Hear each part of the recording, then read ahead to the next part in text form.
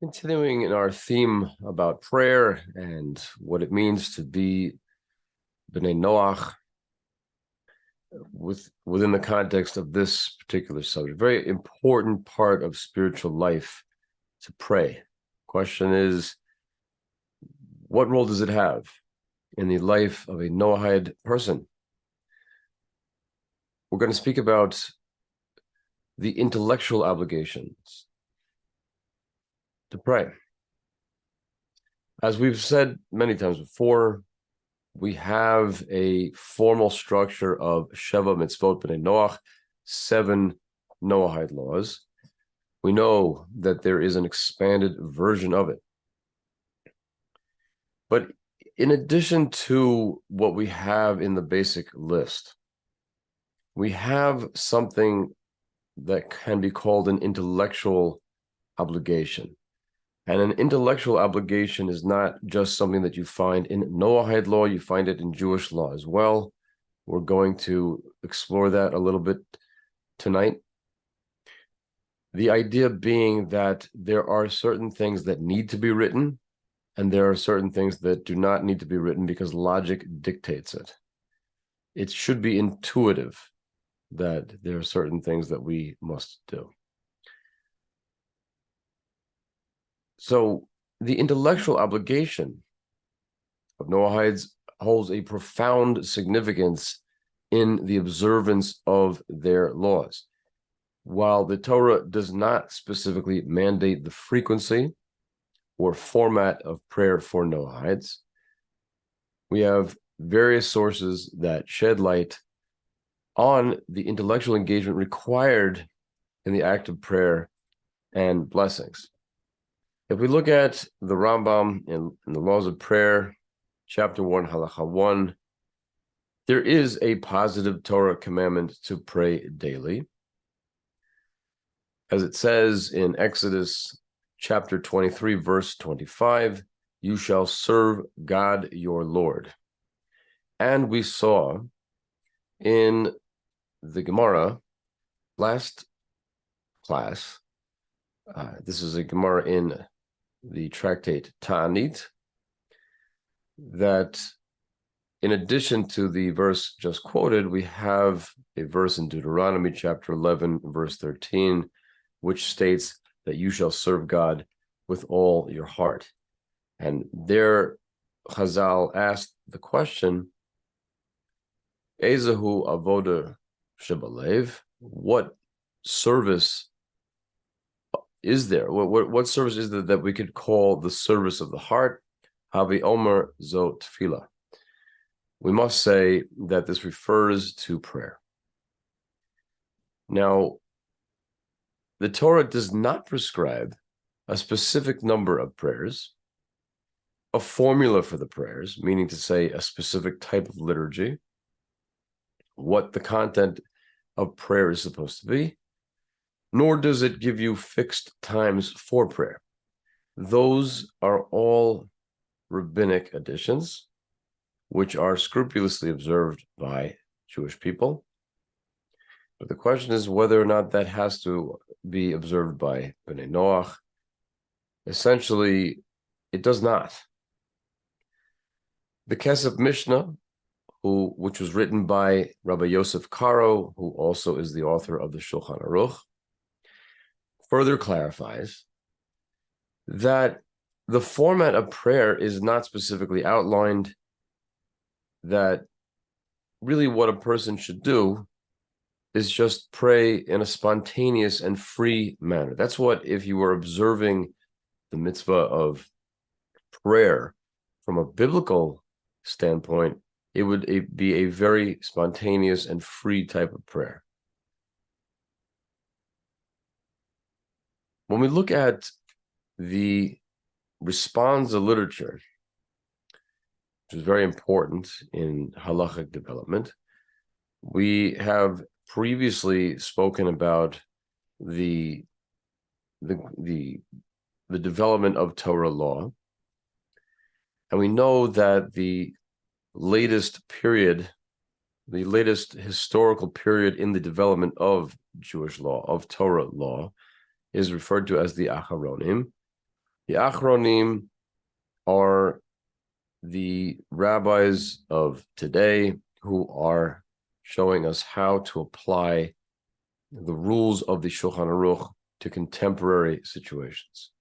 So one of the greatest halachic decisors of the previous generation in the United States, but he's well regarded all over the world, was Rabbi Moshe Feinstein. And in his rather voluminous collection of tshuvot, of responses, which is called the Igrot Moshe, the Igros Moshe, he says the following thing. He says a few different things. But his insights on prayer for B'nai Noach underscore that while they're not obligated to pray, they may still fulfill a mitzvah in doing so. And he quotes the verse from Isaiah, chapter 56, verse 7, which says, Ki beiti beit tefillah l'chol ha'amim, that my house is a house of prayer for all the peoples. Rashi clarifies over there that it's a house of prayer for all peoples and not just for Israel. Now, Rashi continues by saying it's not just for Israel, but also for Gerim. Gerim refers generally to converts, although there are several categories of what constitutes Gerim. Rav Moshe says that if we're talking about people who have actually converted to the Torah faith, to Judaism, then this would simply contradict itself. I mean, to say Rashi would have contradicted himself. It's not for Israel, it's also for Gerim would mean it's not for Israel, it's also for converts, but converts, of course, are considered to be part of Israel, at which point the verse would not suggest anything universal about the temple. But we know that the verse does. Therefore, says Rav Moshe, the verse must be referring to non-Jews who have not converted but are fulfilling the commandments incumbent upon B'nai Noach. Sheva mitzvot B'nai Noach. Therefore, we have explicit proof that even though B'nai Noach are exempt from the commandment to pray, when they do pray, they earn the reward of a mitzvah. Another guideline that he gives is concerning public prayer. There have been times when, at least in the United States, I don't know how it is in the rest of the world, but in schools, or let's say in ecumenical gatherings between clergy of various different faiths, there will often be prayers said. So Rav Moshe warns against using texts composed by priests. That's how it reads in the Igros Moshe. If the text to be said by everybody present was composed by a priest, even if the faith is not evident in the text that is to be read there, that should not be used. And here, when he says priests, it doesn't only refer to Christian clergy, it would apply to any non-Jewish faith. Right? Because even if you have something that seems non-denominational, it probably is written in the spirit of whatever accords with their faith. And therefore, it would be improper. So when we are looking for something for B'nai Noach to do or say, and we are not using the spontaneous and free form type of prayer, which is always available to everybody, the recommendation would be to try to find oneself in Hebrew liturgy, whether that be from the Psalms, whether that be selected prayers from the Siddur, or other texts. There are other texts besides those two sources which are also used for prayer. But the idea being that if you're going to do it and you're going to be textual,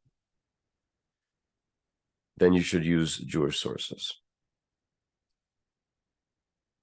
Now, Rav Moshe also acknowledges that a B'nai can fulfill a mitzvah through thought alone. Now, this is an interesting thing.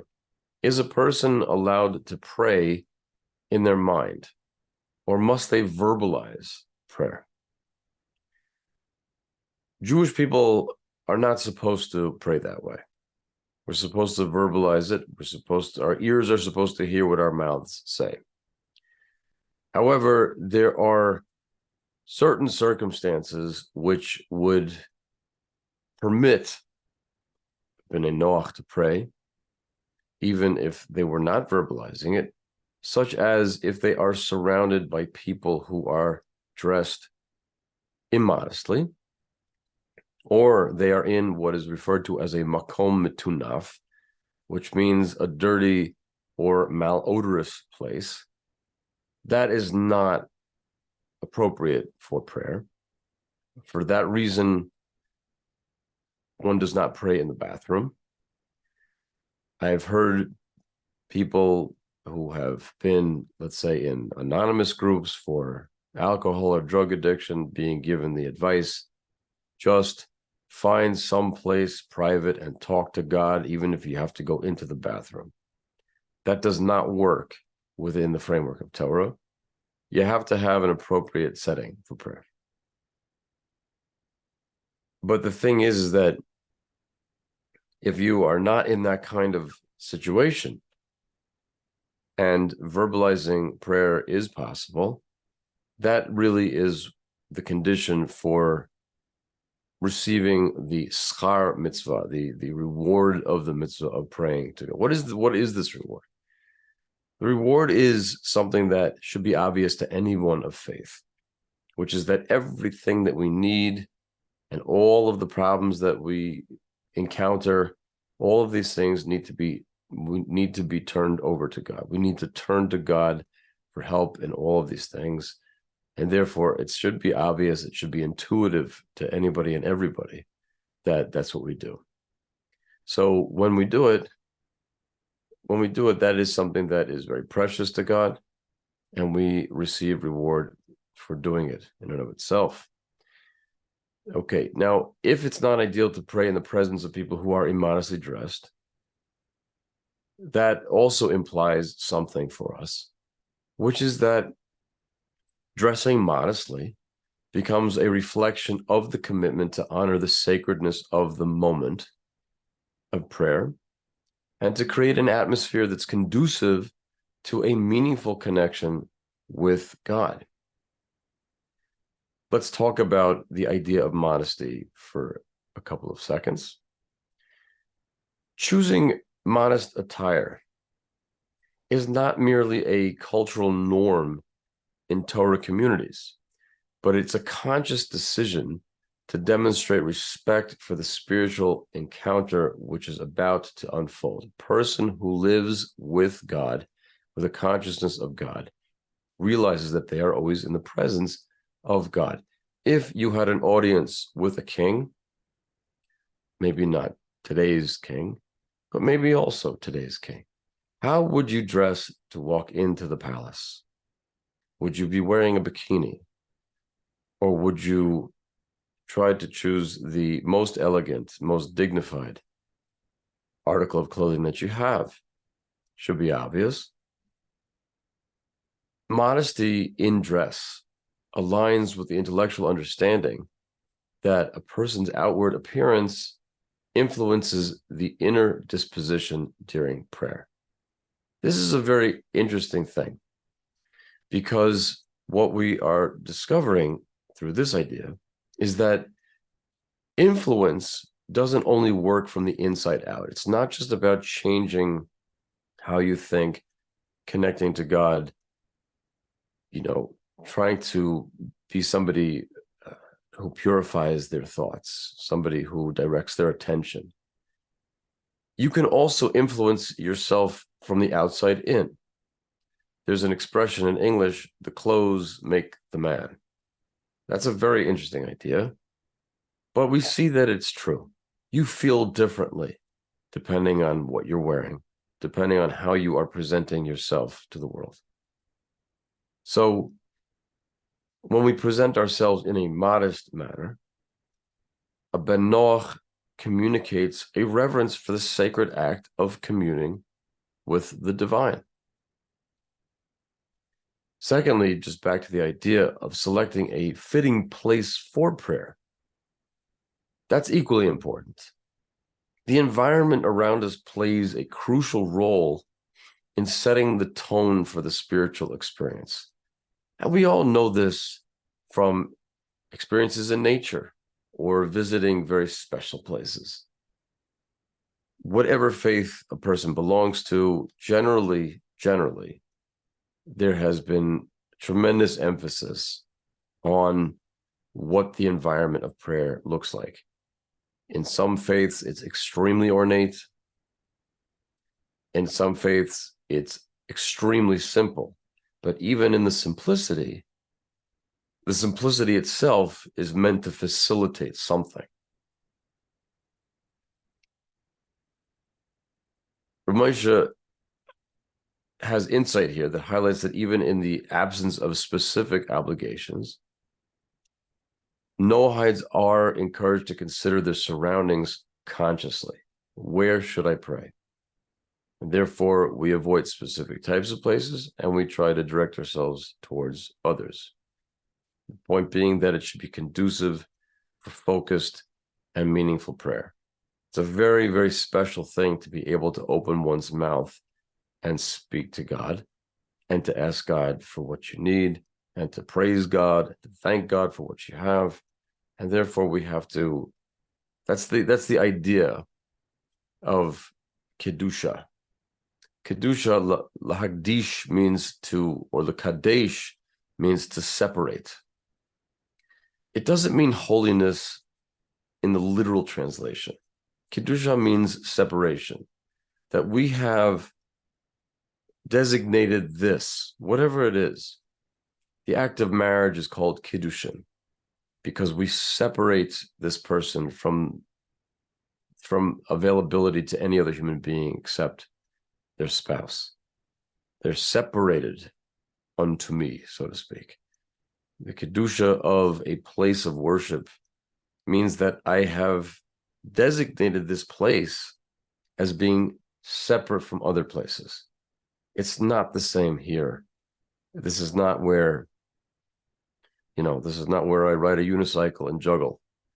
This is I've put together something for myself that allows me to transition, which is a very important concept in meditation, the ability to, when you come to the same place to pray, frankly, when you do the same thing in the same place, whatever it is that you're doing, your mind and body seem to open up at the time that you do that, because there's something that triggers that response in you. And therefore we see that Abraham returned to the place where he had prayed, the idea of a makom kavua. These are not things that are obligations for B'nai Noach, but they are certainly recommendations for enhancing the prayer experience.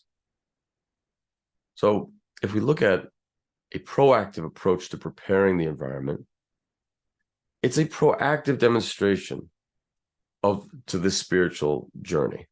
It involves a deliberate choice to set aside distractions, both external and internal. Do not pray from your phone if you can avoid that at all costs. Try to either speak to God in your own language or have some sort of a text that you could hold. First of all, it's tangible and that's good. It feels good, but the phone is so distracting.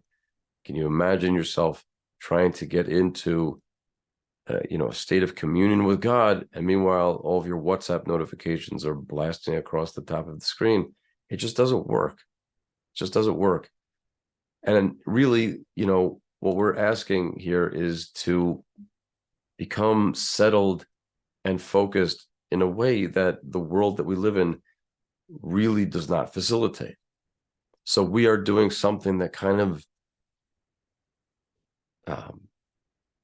goes against the gravitational force of the overwired and over-technological world that we live in. But that's a good thing, because this is a unique experience. Okay. If we look in the Gemara, in the tractate of Sota, page 10, both sides, A and B. We see how Abraham, through his actions, caused others to call upon the name of God. Vayita ahle avdenu v'gomer, it says. He shall plant the tents of his palace between the seas and the beauty of his holy mountain, and he shall come to his end, and none shall help him. That is a verse from Daniel chapter 11, verse 45. And he shall plant the tents of his palace. The word vayita in Hebrew, which means to plant, there are a few different things that we plant. We plant trees, but we also plant tents, as it were, because we drive things into the ground in order to secure them. And so we see a similar verse in Genesis, where it says, chapter 21, verse 33, and he, Abraham, planted an eshel in Beersheba and called there on the name of the Lord, the everlasting God. What is an eshel? There's a few different explanations for it, but let's assume that we're referring to the tent of Abraham. And also it says that he called there on the name of the Lord. The Hebrew word is vayikra. He called. Reish Lakish, who was one of our sages, said, do not read this word literally as vayikra, he called, but read it rather as vayakri. He caused others to call. What was Abraham doing in this tent? This teaches that Abraham, our forefather, caused the name of the Holy One, blessed be he, to be called out in the mouth of all passers-by. How does this work? After the guests of Abraham ate and drank, we know that Abraham was very busy with hachnasat orchim, with the hospitality shown to guests. After he gave them food to eat and beverages to drink, they arose to bless him. They wanted to give Abraham a blessing. But he said to them, but did you eat from what is mine? What I gave you doesn't actually belong to me. Rather, you ate the food of the God of the world, and therefore you should thank and praise and bless the one who spoke and the world was created. In this way, Abraham caused everyone to call out to God. In other words, the tent that Abraham had was really a place of education, was teaching people about God and about how we are to connect to God and how do we recognize God's beneficence in all things, and therefore respond in kind with prayers and with blessings. We see also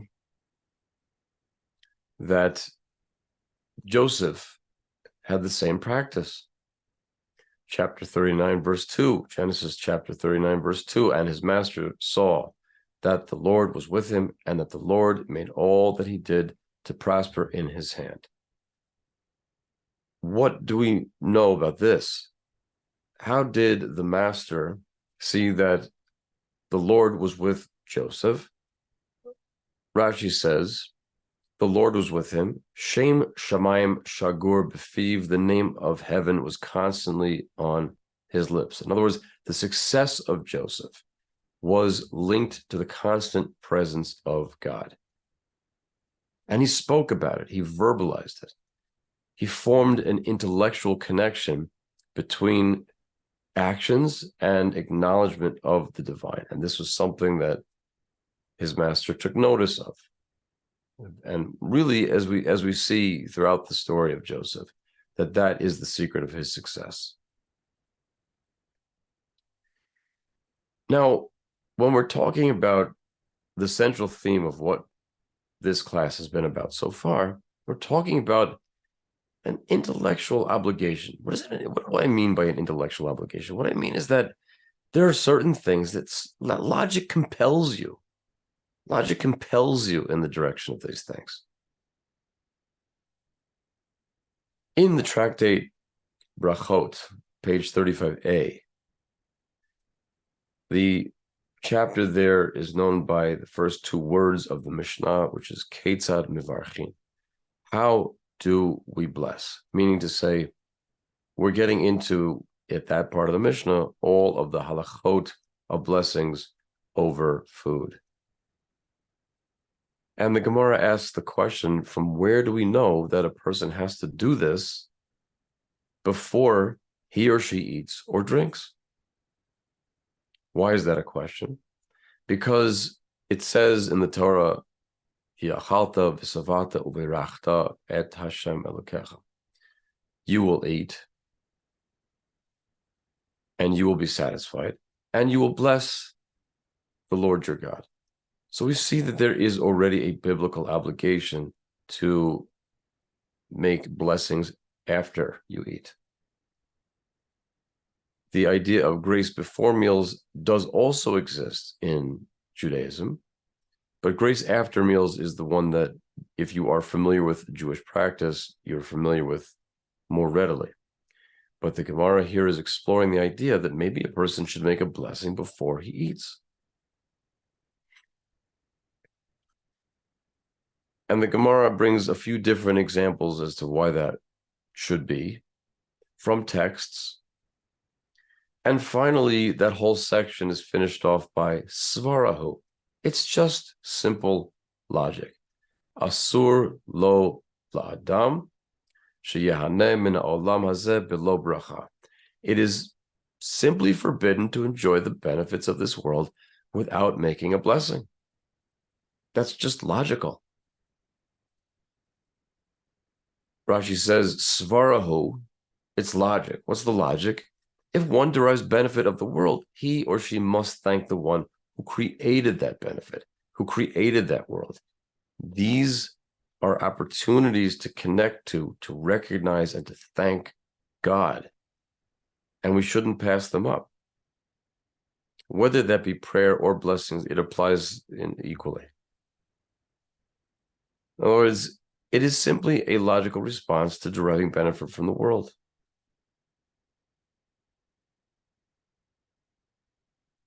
So what we are learning here, although we haven't given a structure to it yet, is that a spiritual human being who wants that relationship with God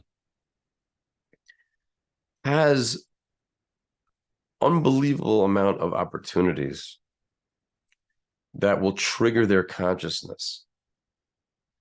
And the way we mark this consciousness of God, whether that be in prayer or in the blessings that we make on food or various different types of benefit that we have here on earth, is a bracha, is a blessing.